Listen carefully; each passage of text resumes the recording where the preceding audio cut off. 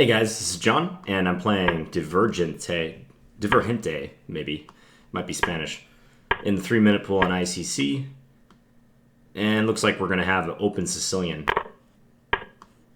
We'll see what line. The classical, bishop g5. Okay, so I'm playing the Richter-Rauser variation. Plays bishop d7. There's kind of a couple ways white can play this. I'm going to start with a flexible move, king b1. Useful in almost every single line you can possibly think of.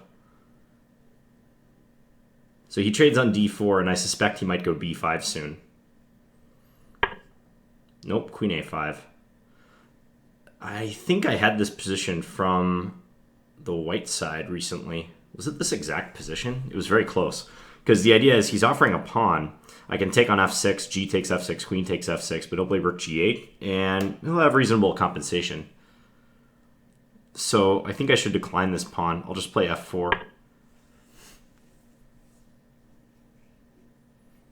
And if bishop e7, I think I can play e5.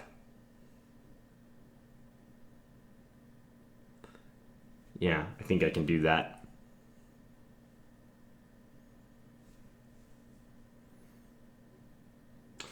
I believe when I played this similar sacrifice from the black side, when I was looking at it with the engine afterwards, it wasn't thinking black had that much compensation if white does go for the pawn on f6.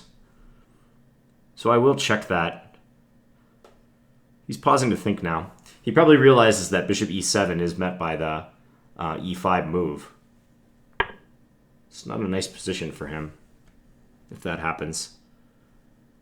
Okay, bishop c6. Maybe I could just play bishop c4. Seems fine. Bishop e2 makes sense as well. Let's just go bishop c4.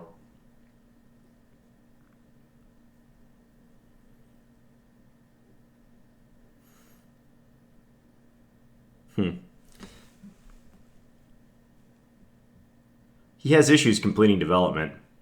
He could go b5, bishop b3, b4. But I very well may play knight d5.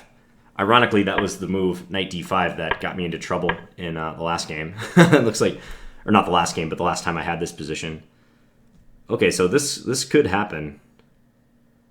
Knight d5 now. Makes a lot of sense. Or take on f6 first. That's the only thing I'm considering. Probably be better to take on f6 initially. Let's do that. And if he takes on c3, I can take with my queen. Or maybe take g7 first even.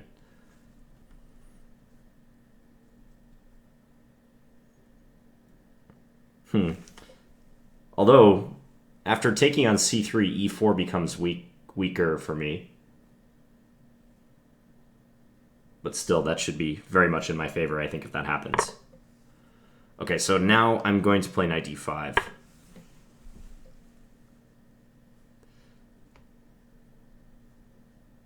This looks very strong. If he takes, I take with my pawn. And if his bishop moves, I have like rook he1, queen takes f6. So he is opening the position.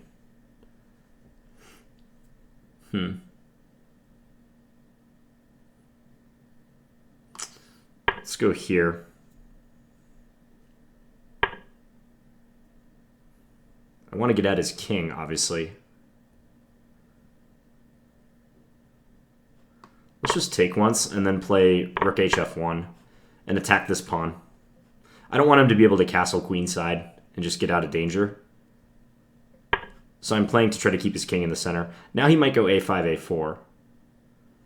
So I see an interesting idea where I can maybe send my bishop around to h5.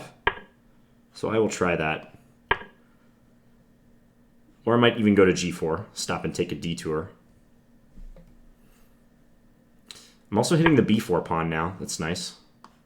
I think he thought I was going bishop g4, and that's why he moved his queen. Now it's like he almost has to castle queenside. Otherwise, his position's a mess. I'll just take here. I think I can do this. This is looking rough for him. Does this just win material? Win the game nearly? Check. Looks really strong.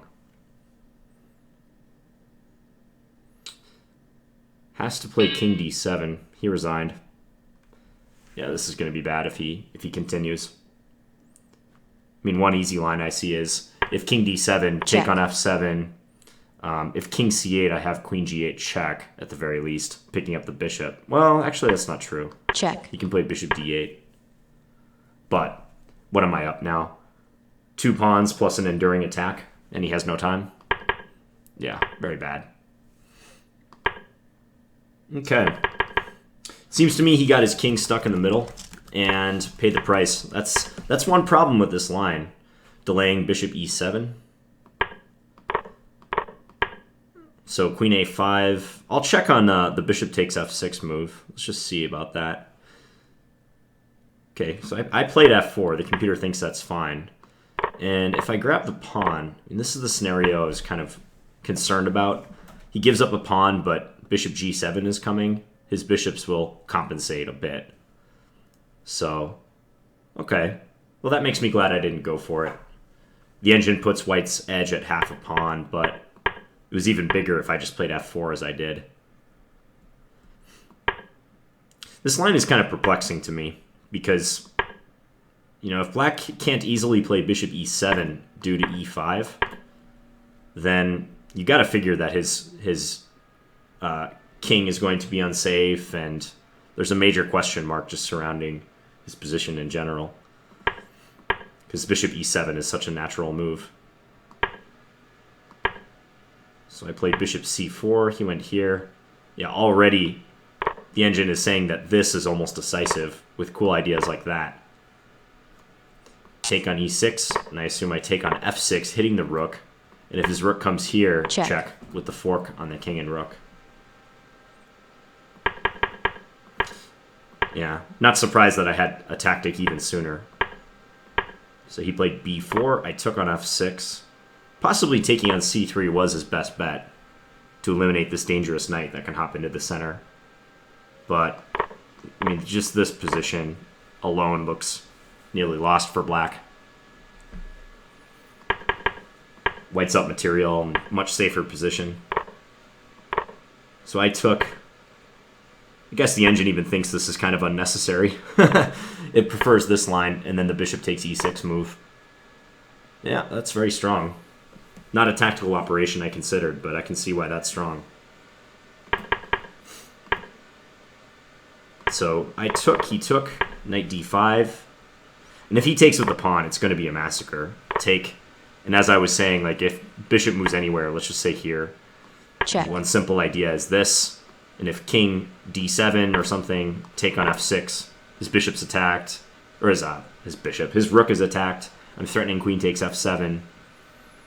This is like a sacrifice that can happen in the bishop g5 Najdorf, but on steroids for white. Like black has no defensive resources to speak of. Yeah, I think after knight d5, it's very tough for him. So I just swapped, and I was just trying to make it difficult for him to castle, because he needs to commit his king somewhere. And I didn't want him to be able to castle easily on one side of the board or another.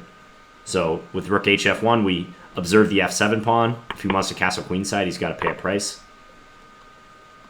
And kingside, in this type of position, I mean, this looks almost suicidal. I just assumed I would have something here. Like rook lifts make a lot of sense, coming to g3 or h3. I see the engine likes a little bishop maneuver to go attack h7. Yeah, he's in big trouble. I like this maneuver that I was able to carry out. The bishop coming to h5. And I guess here he had to suck it up and castle.